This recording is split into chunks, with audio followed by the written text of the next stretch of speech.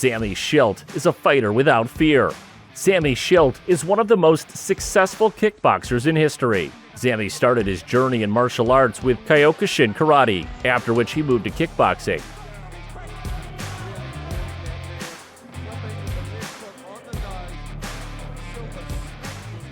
Here, he became a 4-time K1 champion. Schilt performed in the MMA, and here, the Dutch fighter did not achieve much success, but a few significant fights were still there. Let's get acquainted with the most significant of them. It was because of his impressive height, the Dutch champion was nicknamed Skyscraper. Sammy began his mixed martial arts career in Pancrase. Here, he made his first appearance in 1996. After 3.5 years, he won the championship title, defeating several notable opponents. After defending the title twice, he moved on to the UFC. Pancrase full-fledged mixed fight cannot be called a full-fledged mixed fight. Here, there were no punches to the head. Opponents hit with palms. An interesting fight took place in 1999 against Gilbert Yvel, who competed under the rings version. It was notable for the fact that each athlete competed under his own rules. This fight was presented as a battle of two different versions. Schilt used the Pancrase rules with his palms, while his opponent wore the hard MMA gloves, shin guards, which gave him the opportunity to pound his opponent with his powerful fists. Yvel went forward from the first seconds of the fight. A powerful jumping punch shook his opponent, followed by a series of punches that knocked him down. In this fight, Schilt was constantly trying to get into a clinch, where he tried to attack with his knees. Palm strikes, according to Pancrase rules, had no visible effect.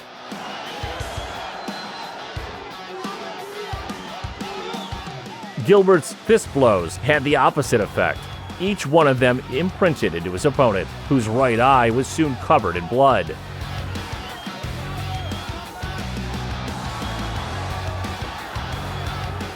The next knockdown followed a similar pattern. A series of arm punches stopped Sammy's attempt to get into the clinch. Schilt's next fall into the ring was the final knockdown. In this fight, the rules prevailed. Fist punches trumped palm strikes. Skyscraper fell victim to the rules version of Pancrase. This fight spurred Schilt on. Back in Pancrase, he won 5 fights, 4 of them by decision. After a series of victories, Schilt decided to try his luck again in a fight at ringside.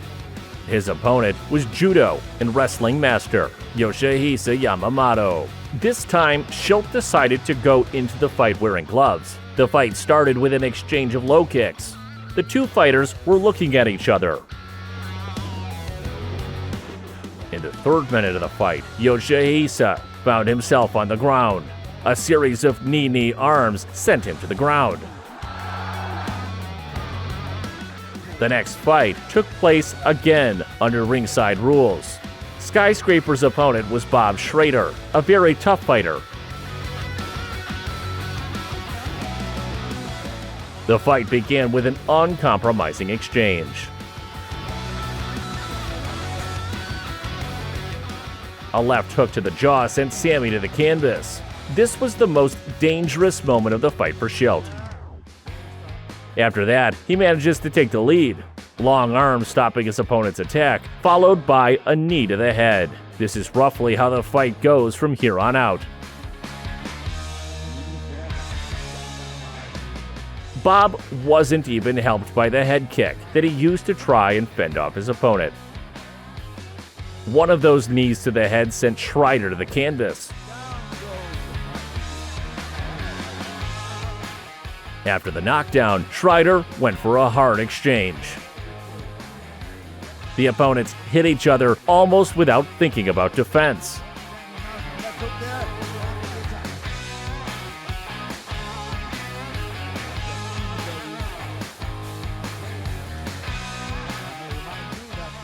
The start of the second round brings Schilt the victory. He gives his opponent a guillotine in the stand-up after which he is forced to grab the ropes, which according to the rules of the version symbolizes surrender. After this win, Sammy became interested in the UFC. He gets an offer to perform at the UFC 31 tournament, which was held in Atlanta in 2001. This tournament was very spectacular, and it was after it that the UFC weight classes were finally formed. Sammy's opponent was Pete Williams. Pete quickly takes the fight to the floor with a body lock. Schilt, defending in the guard, tightly gripping his opponent's hands, depriving him of the opportunity to attack. After a couple of minutes, Pete managed to break free, but the long arms of the Dutchman stopped all his attempts at effective action.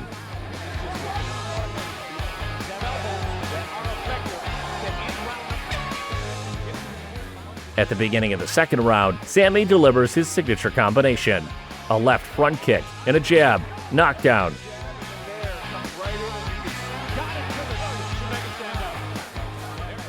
After defending himself against the attack, Schilt uses an almost identical combination: a double jab, a left front kick, and a jab. This time, it was a knockout. The next significant fight took place a year later at the UFC 32 tournament, which became famous for being attended by the fashionable singer at the time, Carmen Electra. This time, it was Josh Barnett, who would soon become the UFC's youngest ever champion, who got in Skyscraper's way. Schilt starts the fight with a right mid-kick. Josh grabs the leg and moves his opponent to the floor, then very quickly finds himself on top of his opponent in a maneuver. Here he begins to shoot the Dutchman. To Schilt's credit, he managed to respond effectively a couple of times from an awkward position. By the end of the round, the faces of both contenders are covered in blood. Barnett wins the fight with some elbow leverage in the armbar, forcing his opponent to give up.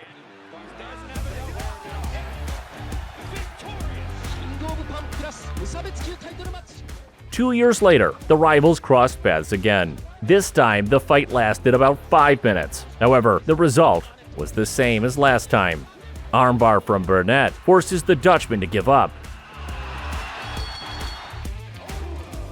Notable was the fight at the Pride 21 tournament. It was Fedor Emelianenko's first fight under Pride rules after a successful performance in rings. Fedor begins to dominate from the first seconds of the fight. He takes his opponent to the floor, where he attacks with arm punches, alternating them with attempts to finish the job with a painful hold. The second and third rounds followed a similar pattern: parterre in the first seconds of the fight and an attempt to finish on the canvas. Schilt managed to avoid defeat by knockout, but the victory was unequivocally for Emelianenko. For the Dutchman, it was the first defeat in Pride, after a series of 3 victories. The defeat closed his path to a title fight. The next significant fight took place at Pride 23 against Antonio Nogueira. Nogueira relied on taking his opponent to the floor. It wasn't that easy. The taller fighter was successfully defending against a pass to the legs. Even if he was able to do so, Sammy countered with arm punches and went straight back to the clinch.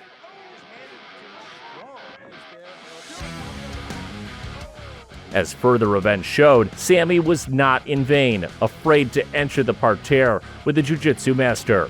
After one of the successful patches, Antonio gives his opponent an armbar. Sammy pulls out his arm, but the Brazilian fighter manages to snap a triangle on his opponent's neck. Schilt had no choice but to give up. Second loss in a row, but his opponents were the best fighters of the era. The next Pride tournament in 2004 brought together some of the best heavyweights in mixed martial arts.